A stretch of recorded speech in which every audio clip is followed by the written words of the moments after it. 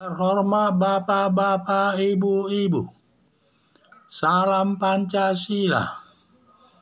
Bapak-bapak, Ibu-Ibu yang melihat video saya ini, tolong jangan lupa subscribe, like, dan di-share. Sifatnya gratis. Pada hari Minggu, tanggal 10 Juli tahun 2022 ini, saya akan mengomentari Nasdem kalau masih tetap mengusung Anies Baswedan akan tambah anjlok elektabilitasnya. Setelah Partai Nasdem yang dipimpin ketuanya Suryo Paloh telah menunjuk Anies Baswedan sebagai calon presiden tahun 2024 untuk dibawa atau diusung Partai Nasdem. Anies Baswedan baru diusung calon presiden, elektabilitas Partai Nasdem sudah menurun dari 5% anjlok ke 3,8% di bawah ambang batas. Apalagi akhir-akhir ini nama Anies Baswedan bertambah jelek di muka masyarakat karena satu, mengganti 22 nama jalan di Jakarta yang mendapat penolakan dari masyarakat karena pergantian nama jalan berpengaruh kepada nomor KTP, kartu keluarga, dan SIM, BPKB, dan lain sebagainya, membuat warga masyarakat jadi repot dan tidak senang sama Anies Baswedan. Apalagi nama jalan diganti dengan nama Betawi yang bisa menimbulkan tidak senang dari keluarga yang namanya diganti. Anies Baswedan sering bekerja sama dengan ACT, padahal ACT baru dicabut izinnya dan pimpinan ACT baru diperiksa polisi terkait mengatasnamakan agama Islam, menyumbang teroris, dan 13% dari seluruh donasi digunakan untuk gaji karyawan, sampai pimpinannya ACT bergaji 250 juta, lebih besar dari gaji presiden.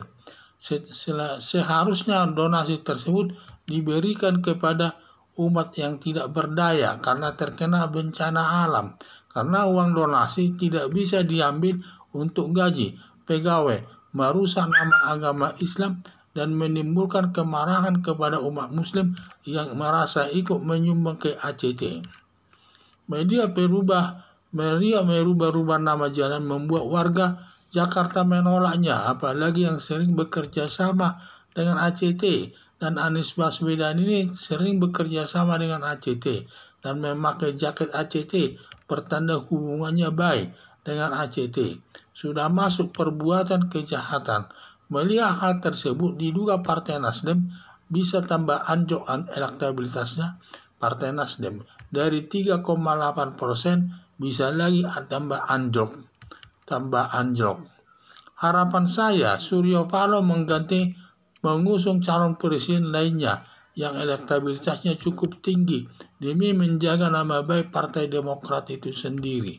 Jadi saya lihat Anies ini dia itu dicalonkan jadi calon presiden yang akan dibawa Partai Nasdem, yaitu Suryo Paloh. Katanya dalam Pilpres tahun 2024 akan mengusung Anies Baswedan.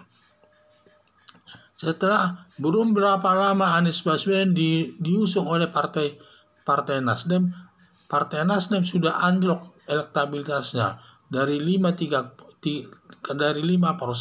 menjadi 3,8% di bawah ambang batas.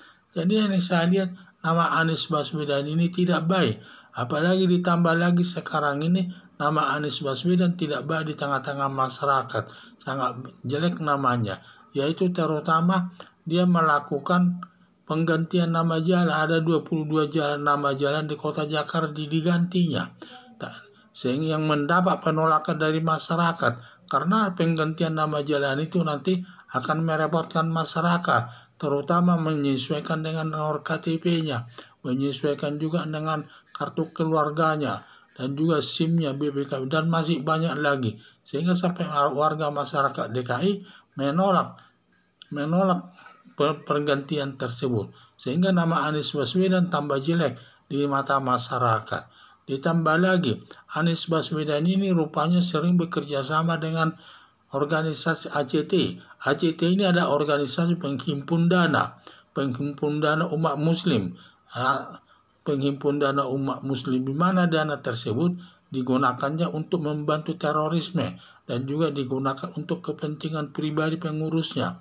Sampai 13% dari donasi yang berhasil diperoleh dipotong untuk kepentingan para pegawainya.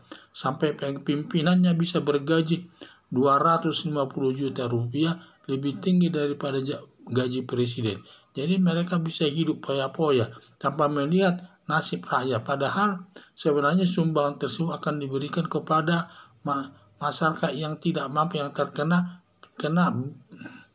bencana alam, yang mengalami kesusahan karena bencana alam. Ini malah diambil dan dinikmati sendiri. Ini bertentangan dengan ajaran agama dan juga menimbulkan kemarahan bagi umat muslim yang ikut menyumbang ACT tersebut.